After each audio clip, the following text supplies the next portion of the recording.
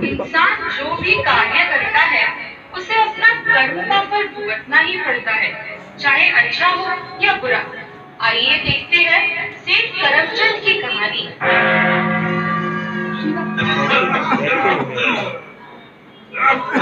यह है सेठ करमचंद, एक बहुत बड़े व्यापारी है। इनका खुद का कारखाना भी है।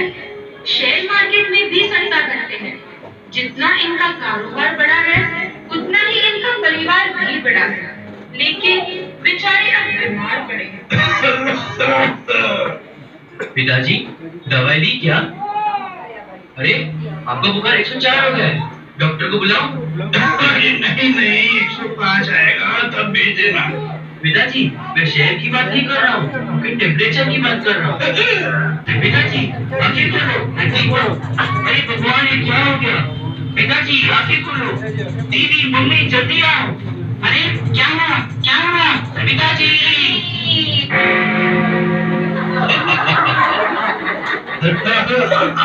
आपको कौन है? कहाँ ले जा रहे हो? अरे मुझे नहीं जानते। मौत के बाद कौन कहाँ जाएगा, स्वर्ग या नर्क, इसका फैसला मैं ही तो करता हूँ। अरे मगर मुझे नरक की तरफ क्यों ले जा रहे हो? मैंने तो कितना दान पुण्य किया है। अच्छा, लेकिन आपका कोई भी पुण्य कर्म चित्रगुप्त के चोपड़ी में क्यों नहीं है? ऐसे कैसे हो सकता है? मैंने तो 10 साल से गांव वालों को इतना स्वादिष्ट भोजन खिलाया है, गांव वालों ने जिंदगी में इतना बढ़िया भोजन कभी भी देखा भी नहीं होगा। लेकिन आपने किस खुशी में भोजन कराया? उससे क्या लेना देना? इतने लोगों को भोजन कराया, ये तो पुण्य का काम हुआ ना। फिर भी यह बताओ, किस खुशी में खिलाया? महाराज, सेठ करमचंद जी ने 10 साल में 6 शादियां की है और उसी सिलसिले में इन्होंने गांव वालों को भोजन कराया है। क्या 6 शादियां? क्या करे, इन्हें बेटा ही चाहिए था ना। बेटी हुई तो पत्नी को ही बदल डाला। अरे वाह कामदेव जी, आपको प्रणाम। अब समझे नर्क की तरफ क्यों ले जा रहे हैं? अरे रुकिए रुकिए, जरा सुनिए। मेरा एक बड़ा कारखाना भी है, उसमें 100 कारीगर काम करते हैं, जिससे उनका परिवार चलता है। यह तो बड़ा ही पुण्य का काम है, लेकिन आप जानना चाहते हो आपके बारे में आपके कारीगर क्या कहते हैं? लो सुन लो। अरे हो राम, क्या हुआ? इतने दुखी क्यों? नौकरियां तो सलामत है ना? अरे कहाँ बताई, नौकरियां तो सलामत है। हमारे सेठ जी तो दिन भर चिल्लाते रहते हैं, गालियां भी देते हैं। कितना भी बढ़िया काम करो तो भी गाली भी खाना पड़ता है। हमारी मजबूरी है ना। एक तो पगार भी कम है और ऊपर से सेठ जी की गाली फ्री में। 3 साल से गांव में सूखा पड़ा है ना, खेती भी तो नहीं कर सकते। मजबूरन बीवी बच्चों को संभालने के लिए नौकरियां करनी पड़ रही है। सुना सेठ क्रोध महाधीश, आपके पुण्य की कहानी। ठीक है, इस बात को छोड़ो। मैंने गांव में जो गौशाला बनाई है उसका क्या? ठीक है, यह भी तो पुण्य का काम है। आओ वो भी तो देख लेते हैं। सेठ जी, हमने तो सरकार से 1000 गैया पालने की जमीन मुफ्त में ली थी, लेकिन हमारे पास तो सिर्फ 500 ही गैया है। कोई बात नहीं, 500 या 1000 सब एक ही है, कोई फर्क नहीं पड़ता। कौन गिनने वाला है? बचा हुआ जमीन पर गोडाउन बनाएंगे और कारखाना का सामान रखवा देंगे। अगर कोई इंस्पेक्टर आया तो उसे चाय पानी देकर भगा देना है। अरे वाह सेठ श्री लोकाधीश, कुछ याद आया? और भी कुछ कहना है? ठीक है, मैंने और भी कितना धर्म का काम किया है। गए साल मैंने स्टूडेंट ऑफ द ईयर के लिए गांव के कॉलेज में एक गोल्ड ट्रॉफी देने का आयोजन किया था। बहुत बढ़िया, तो इस ट्रॉफी की भी गोल्डन कहानी सुनो। प्रिंसिपल महोदया जी कहिए।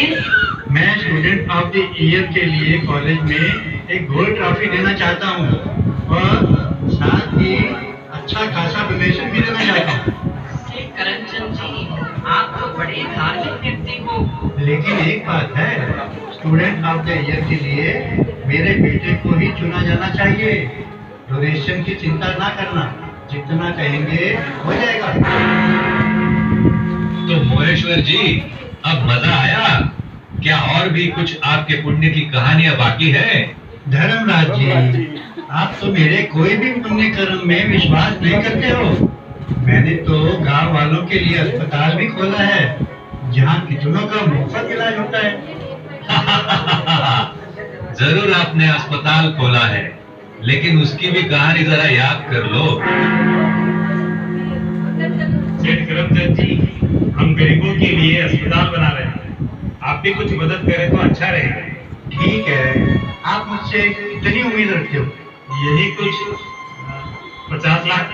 अच्छा है, मैं 50 लाख तो दे दूंगा, लेकिन अस्पताल मेरे खानदान के नाम पर ही होना चाहिए और ऑपरेशन थिएटर को मेरा ही नाम दिया जाए। ठीक है सेठ जी, आप 70 लाख देंगे तो हम जरूर वही करेंगे जैसा आप कहेंगे। अच्छा, मैं 70 लाख दे दूंगा, लेकिन ऑपरेशन थिएटर में चक्कू छुरी जो होती है उस पर भी मेरा नाम होना चाहिए। जरूर, अगर आप चाहो तो जो मरीजों को खून चढ़ेगा वह भी आपका ही खून दे देंगे। अरे वाह, ये तो आपने बहुत अच्छी बात बताई। मुझे तो ये सुझाई नहीं। यह बात सुनकर मैं तो बहुत खुश हो गया हूँ। अभी तो मैं अस्पताल के लिए 1 करोड़ दूंगा। सुना ओ सेठ अहंकारेश्वर, आपका ये चंदा भी पुण्य की गिनती में नहीं गया, बल्कि और ही बोझ चढ़ गया। अब आप समझे हम आपको नरक में क्यों ले जा रहे हैं।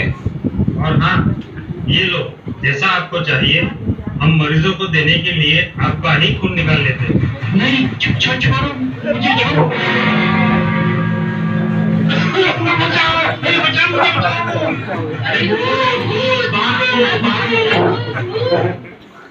घबराओ नहीं, सेठ जिंदा है, सिर्फ बेहोश हुए थे।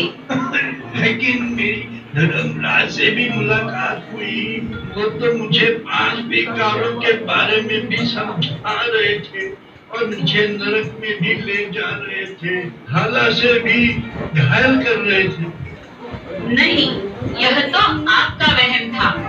आप भी इस बात को भली भांति जानते हो कि आपने जो पुण्य कर्म किए हैं उसके पीछे कोई न कोई स्वार्थ छिपा हुआ था। इसीलिए आपको धर्मराज का अनुभव हुआ। तो आप सबको भी याद रहे, शुद्ध, निस्वार्थ और निमित्त भाव से किया हुआ साधारण कर्म भी श्रेष्ठ कर्म में गिना जाता है। जब भी हम कोई श्रेष्ठ पुण्य कर्म करते हैं तो उसके पीछे कोई स्वार्थ छिपा हुआ न हो। निस्वार्थ और निमित्त भाव से जब श्रेष्ठ कर्म किया जाता है तब उसका परिणाम स्वयं को भी और सर्व को भी सुख और खुशी की प्राप्ति होती है।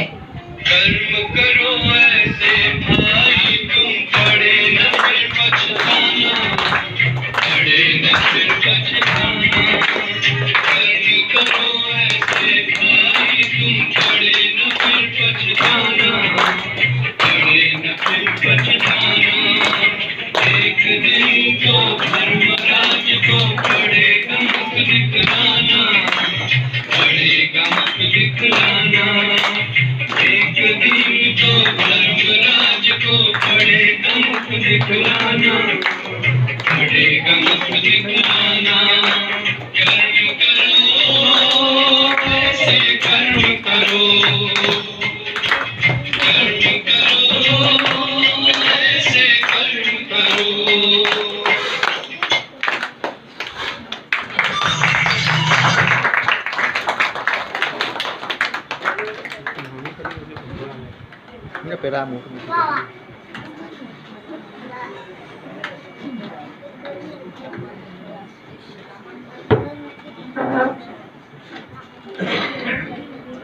ओके बेबी, आप बेबी बाकी नहीं।